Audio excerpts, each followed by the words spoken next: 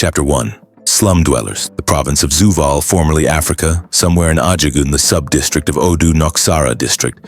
The sun blazed fiercely overhead, a relentless golden orb casting its searing rays across the sprawling slums of Odu Noxara mainland.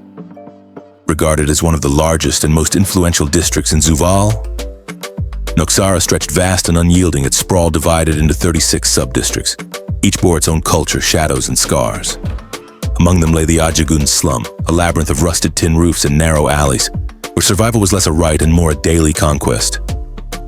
Ajagun slum was more than a place.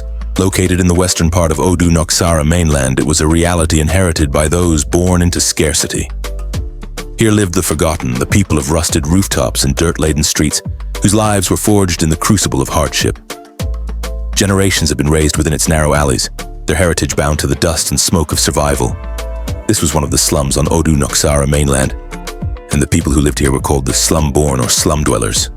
Across the bridge and waters, however, lay a different world, the radiant island of Odu Noxara. There were sub-districts like the Ivory Spire district, White Cowries district, Ether Beads district, Crimson Bead district, and many more. Here the privileged and powerful resided, heirs of prosperity whose birthright alone set them apart. They were the island-born or island dwellers. Here were the district elite, shielded by opulent estates, advanced essence technology, and walls of influence that kept poverty at bay. Their lives, gilded and indulgent, were spoken of almost as myths within the slum, stories that reminded the poor of the unbridgeable gulf between their worlds. Thus, Odu Noxara stood as a district divided, the slum districts and island districts demarcated by the overhead bridge and waters. One half a monument to resilience, the other a sanctuary of privilege, together shaping the unyielding spine of a society fractured by birthright. The atmosphere in Ajagun slum was bathed in the chaotic tapestry of rusted tin rooftops and weathered walls in a harsh amber glow. The once vibrant colors of the structure's faded reds, peeling yellows, and chipped blues had surrendered to the muted hues of time's unyielding march. Their surfaces etched with the scars of relentless rain and scorching winds, a testament to the district's enduring struggle. The streets below pulsed with a raw, unfiltered vitality, a symphony unique to this rugged corner of Zuvaal, a cacophony of life that throbbed with an almost primal energy. Elders lounged in the scant shade of sagging awnings, their weathered hands working rhythmically on chewing sticks, cigarettes, and tobacco, the faint crunch of bark and wrapped papers mingling with the murmur of their voices, their eyes glinting with the sharp, knowing light of survival tales etched into their souls. Middle-aged men clustered around cluttered bar tables fashioned from salvaged wood, their laughter a coarse, gravelly roar that rose above the hum of the day. Curls of cigarette smoke spiraling upward in lazy tendrils, dissolving into the thick, humid air that clung to the skin like a second layer. Barefoot children darted through the narrow alleys, their shrieks of joy slicing through the air like silver blades, kicking up clouds of fine red dust that danced around their small, nimble feet as they leaped over uneven earth and dodged crumbling obstacles, their innocence a stark contrast to the grit around them. Life in the Ajagun slums was unrefined, loud, gritty, and unapologetically alive, a relentless pulse that defied the decay. A woman glided past with an almost ethereal grace. Her movements was fluid and assured despite the enormous bowl of water balanced effortlessly atop her head. The liquid shimmered like a crown of glass with each step she took. Her Ankara wrapper was a vivid mosaic of crimson and gold threads interwoven with ancestral patterns.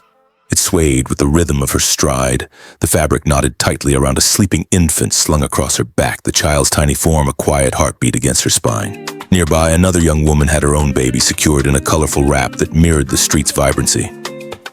She drew water from a public well, her arms steady and strong as the rusted pump groaned and sputtered under her grip, the creak of metal a counterpoint to the splash of water filling her container. In the distance, goats bleated with plaintive urgency, their calls weaving with the clucks of chickens strutting like royalty beneath gnarled mango trees, the branches sagging under the weight of ripe, golden fruit that glowed like miniature suns amid the foliage. A shirtless man trudged, his broad shoulders sculpted by years of grueling labor. A bundle of firewood slung over his right shoulder, and he held a worn axe on his left hand. His ebony, sweat-slicked skin gleamed under the relentless sun, each droplet a testament to his toil in the slum. In another part of the slum stood a battered house with its blue paint peeling like old scars, flaking from a wound, and its windows draped in tattered mosquito netting that fluttered in the faint breeze. The house's doorknob hung precariously like a rusted relic clinging by a thread, a silent emblem of neglect without any maintenance.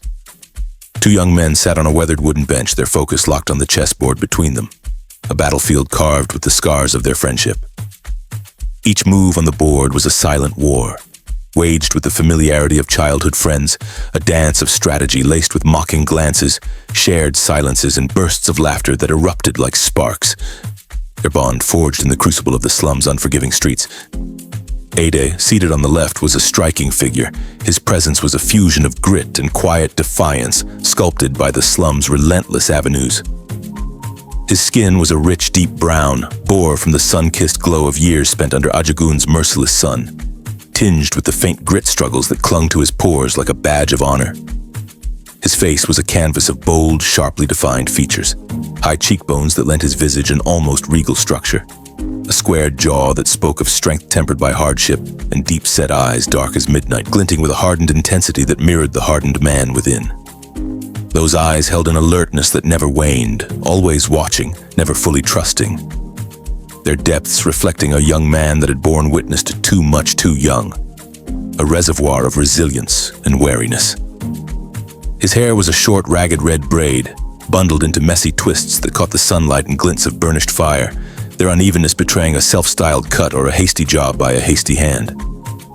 A rough beard clung to his jaw and chin, scruffy yet handsome, its coarse curling clusters adding a rugged charm to his street-tough appearance, a testament to the young man Ajagun had forged from the boy with relentless grit in his veins. Across from him sat Tosin, a contrast in demeanor and appearance.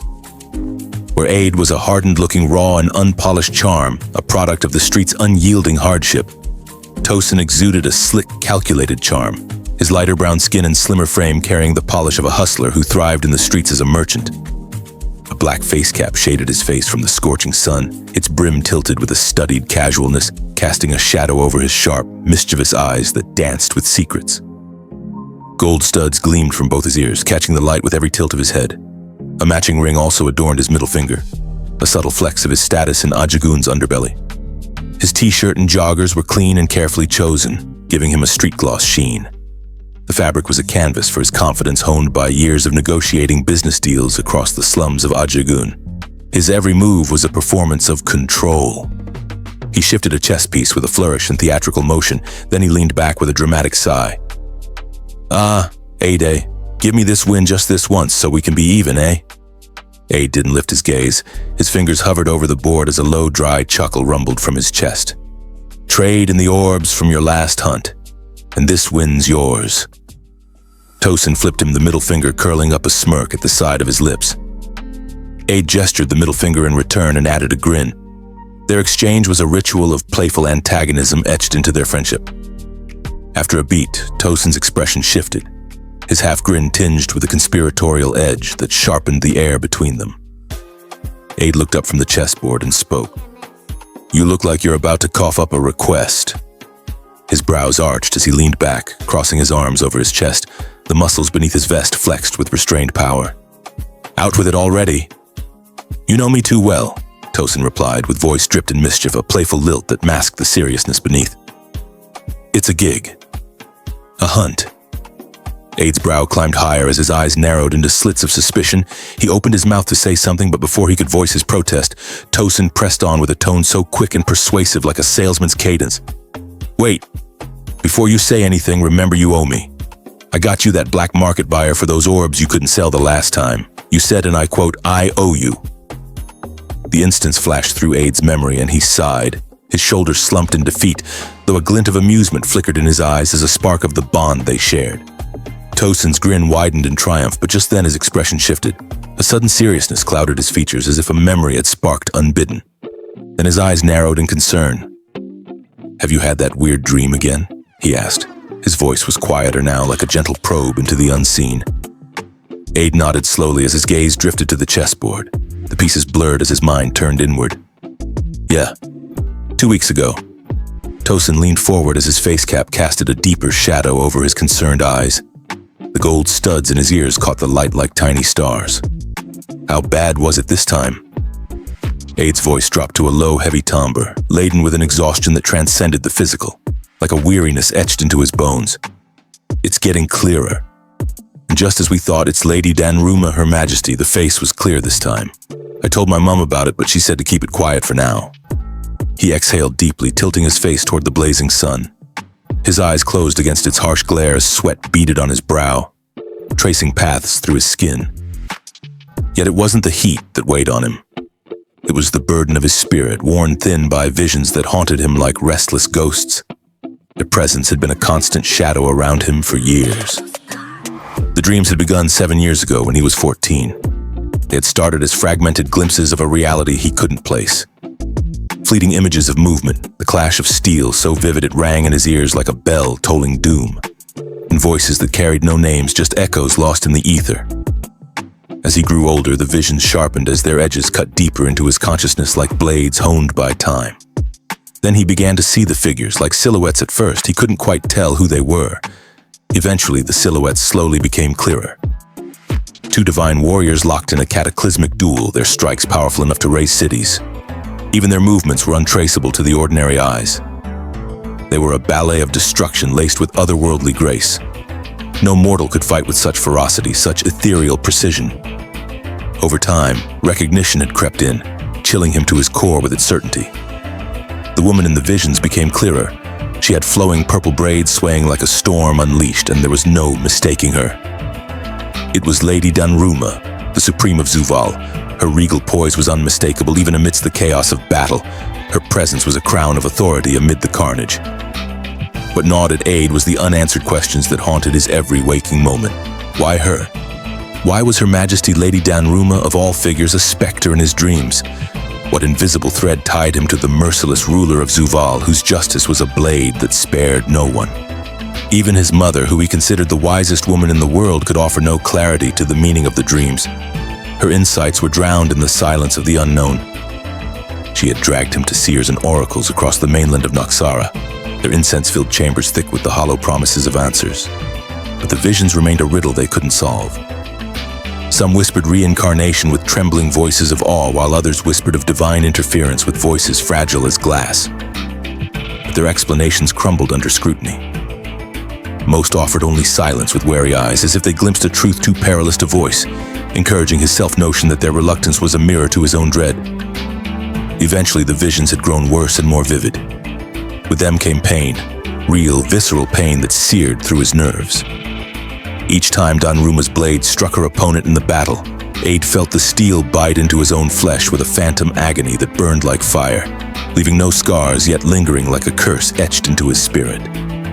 His body bore no scars, yet the memory of being slashed again and again haunted him, like an invisible wound that refused to heal.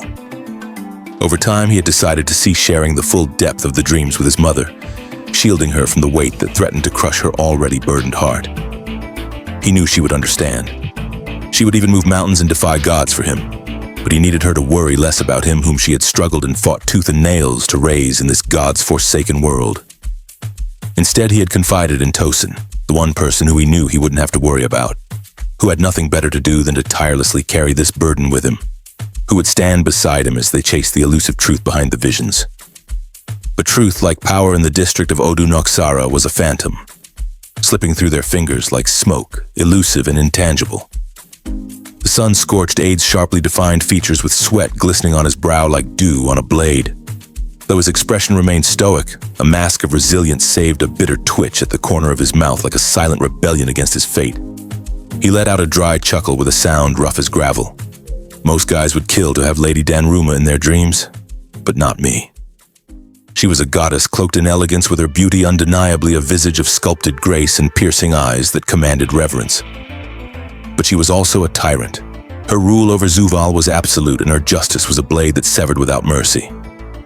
Disobedience to her authority meant death, and her twin swords, forged in divine fire, enforced her will with terrifying precision. Aid couldn't fathom why so many revered her with such grace despite her tyranny. Warriors, hunters, even rebel leaders knelt at her feet with adoration and fervor bordering on worship. They even raised their voices in hymns to her name. Maybe their adoration for her seemed to be born out of the fear of her ruthlessness. Yet it sickened him like a bile that rose in his throat at the thought of such blind devotion and cowardice. "They're all idiots," he muttered with voice laced in disdain. Even his friend Tosin, the fool with a heart too bold, was amongst those who revered her. he would say with wishful thinking. Just give me an hour with her, bro. That's all I need. Aid's response had always been the same, a light smack to Tosin's head, followed by a grunt of disapproval that carried the weight of their friendship, a tether that held them through the storms of the slum's underbelly. To him, Lady Danruma was a bully draped in divine silk, a monster veiled in beauty who no one dared to oppose. Even he couldn't, as brave as he was no martyr. He had no reason to throw his life away by becoming a hero. Not when he still had his mother to protect and take care of. Added to that was the fact that he knew he was nowhere strong enough to challenge a supreme like Lady Danruma. Even thinking about the idea was stupid to him. He was just a mere boy from the slums of Ajagun, an awakened who isn't special by any means, although he was an awakened with one of the highest classes who had 4-layer essence vessels. He was still only scraping the surface of any potential he had, if he had any. Lady Danruma, on the other hand, was a supreme. She was one of the 5 supremes who ruled the 5 provinces under Odu Noxara, the primordial whose darkness loomed over the world. The gulfing class between Aid and Lady Danruma was like night and day. 4 ranks apart, to be precise. It was an ocean of power he couldn't even fathom if he tried. To put it simply, he was like a speck of dust Lady Danruma could easily flick away if she wanted. Before the Sundering, the conquest led by Odu Noxara, which reshaped the world had been free and balanced under the light of Etherian, the divine primordial and the origin of balance. But when Etherian fell to Odu Noxara in the divine war of Sion, his essence scattered across the world, blessing mortals with divine powers but cursing them with chaos. But then, Odu Noxara, the new primordial, reshaped the world through his campaign of terror, the Sundering. With his 5 Supremes and Dark Legion, he crushed the allied resistance of the 5 great continents, Africa, America, Asia, Europe, and Australia, thus reducing them to provinces under his dominion: Zuvaal, Orion, Azaria, Vorine, and Antheon. Danruma was the ruler of Zuvaal. She ruled with cold precision. Not only that, but she was also Odu Noxara's most terrifying enforcer. Yet somehow such a terrifying person or deity was woven into Odu's dreams. This was indeed a specter he couldn't understand or escape. "What are you thinking about?" Tosin asked as his voice cut through Aid's reverie, snapping him back into the present. "Nothing," Aid replied with a shrug and a curt tone, deflecting the conversation. Then he asked with curiosity, "So, what's the deal with the hunt?" Hearing that, Tosin's eyes lit up with a grin on his face. This was just the question he had wanted his friend to ask. As a jack of all trades in the essence market of Ajagun's underbelly, Tosin was a middleman for essence orb sellers and a broker of business deals. He always wielded favors like currency, always trading it for something beneficial in return. That was how he had become a renowned trade broker in the essence market of Ajagun. Using that same strategy, he was now cashing in on a favor his best friend owed him, one long overdue. "Red Hunters," he said in a voice heavy with significance. "One of the best cohorts around. They are balanced fighters with good offense and defense. They even have elite healers. They're one of the best cohorts here in Ajagun." Aid's face remained unreadable, though his interest piqued. He had promised himself never to join a cohort after the bad experiences he'd had in the past. The slums knew him as the Thick-Skinned Devil, a title he had unwantedly earned, not through cruelty but through his ability to endure savage battles and rise unbowed. His metallurgy, battle art, and brute physicality in battles had given him that title to the point where his name was whispered in awe amongst hunters in Ajagun. "If they're that good, why do they need someone new?" he asked with tone laced in curiosity. "They lost a heavy hitter in their last hunt," Tosin explained. "They were ambushed by corrupt beasts of Aberrant and Cyclone class. One of their heavy hitters died in the ambush. Real tough luck. Now that their offense is short a man, they need a replacement, so they came to me and I recommended you. I even gave them your dossier as an awakened rank of the Cyclone class. The icing on the cake, if you ask me." He grinned, then raised an eyebrow. "On the condition that I join the hunt as well." The leader had no choice but to agree. Of course, he wouldn't dare refuse when I was selling him the services of the Thick-Skinned Devil. His grin turned mischievous. Aid ran a hand over his red braids as their uneven twists caught the sunlight. He considered the offer, then paused and narrowed his eyes. "What's the split?" Tosin's grin widened as his gold ring glinted in the sun.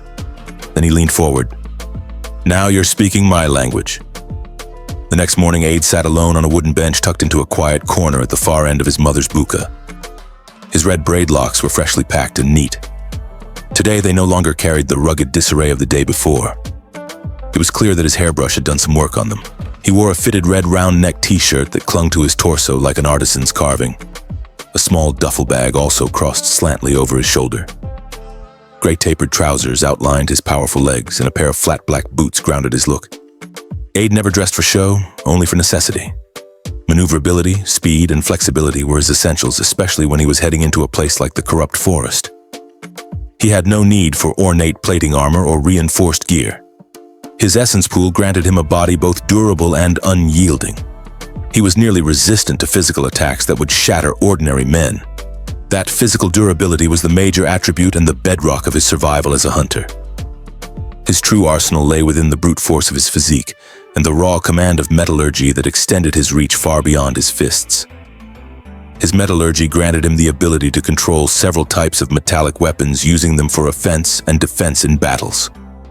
He could summon these weapons from thin air or from his essence, and could control them with his thought consciousness or the flick of his fingers. Hunters all over the world had unique abilities, and this was his. Such unique abilities were what they often called a battle art, and in his case, this was called his metallurgy battle art. His problem with this ability was that he had limited knowledge over its control, coupled with the fact that using it always put a physical strain in his body. Hence, he often limited his use of this ability and relied on his physical prowess in battle. Only in rare cases did he use this metallurgy battle art, that is, cases where his physical prowess would not be enough to tip the scales of battle. But he rarely ever found himself in such situations where he had to do so. Despite this, it was this unshakable nature, this blend of resilience and savagery that had earned him the grim title whispered in the slums and battlefields alike, the thick-skinned devil. Just then his essence calm glowed in his hand, a sleek semi-organic handheld device made of shimmering obsidian crystal laced with glowing runes. A transparent 3D screen floated above the device, projecting several readable contents and pictures. He scrolled through them, reading amusingly and absent-mindedly. He was catching up on gossip he intentionally ignored for weeks. Mama's Buka was the name of his mother's restaurant. It nestled at the corner of a cracked, scorched-earth street in the slums of Ajagun. It was a monument to grit. Corrugated iron panels clung together like old soldiers while smoke curled from a chimney that should have collapsed a decade ago. The chalk-scrawled menu on the wall listed only the realest meals: fried plantain, amala ati ewedu, ofada rice, goat meat pepper soup, ponmo alata. The air was rich with the scent of traditional delicacies: palm oil, burning firewood, pepper stew, and something herbal and rich. Wooden benches and tables surrounded the buka, forming a ring of communal seating in the restaurant and beneath canopies outside. There were cracked walls inside, faded from the scorching morning sun. People from all walks of life gathered here: mechanics with grease-stained overalls, farmers with sun-baked skin, market women in bright wrappers and richly colored traditional tunics. Hunters with rugged eyes and weathered gear all came to the restaurant to enjoy a good meal. Everyone sat side by side, brushing elbows and united by the simple act of sharing a meal. The scent of fried plantains, pepper soup, and grilled meat mingled in the air, rich and comforting. Laughter and conversation wove between the clatter of spoons against metal plates. This was not just a place to eat. It was a gathering point for stories, for connection, for life lived loudly and without pretense. Inside the restaurant, Mama Odd ruled like a culinary general. Her apron bore decades of grease, and her cleaver swung like a judge's gavel. Her voice was loud, issuing gossip and commands in equal measure. Her food fed more than mouths, it fed the soul. This was no mere eatery, it was a sanctuary. In a world where the people of Ajagun had to struggle with poverty, Mama Ade's buka offered them something to be happy about. This was why it was always filled with people every day. As Ade sat by the corner, he watched the people with joy and laughter in their faces as they ate. Waiters wrapped in greasy aprons weaved through the wooden table and chairs, carrying a tray of freshly cooked meals. Customers playfully banged on the table in anticipation of their order as their voices drowned in the loud noise and busy chaos of the restaurant. He smirked and thought to himself, this was indeed his home, and he loved every bit of the happy and busy chaos. Just then, a young girl about his age appeared behind him with twin plates of jollof rice in both hands. Her braids were pulled back in a high bun covered with a blue bandana. The apron she wore was oily stained. She had a light brown complexion which glowed oily to the heat from the kitchen. Her curves complemented her frame naturally as she moved. So beautiful she was that she drew eyes wherever she walked, yet she paid the onlookers no attention. Her nonchalant reaction was that of someone who had grown accustomed to the stares she got because of her beauty. An incantation tattoo curled faintly along her upper arm, visible only to squinted eyes. She was beauty unfiltered, natural and rooted. She paused, surprised to see Aid sitting at the corner, totally immersed in the content shimmering from his floating screen. He didn't notice her yet.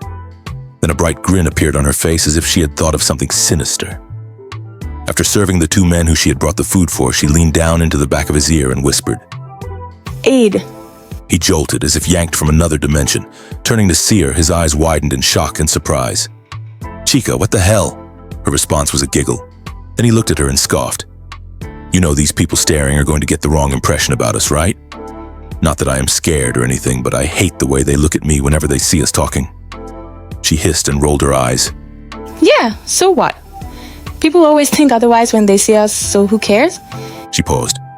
"Your mom is guilty of that as well. But it doesn't really matter, does it?"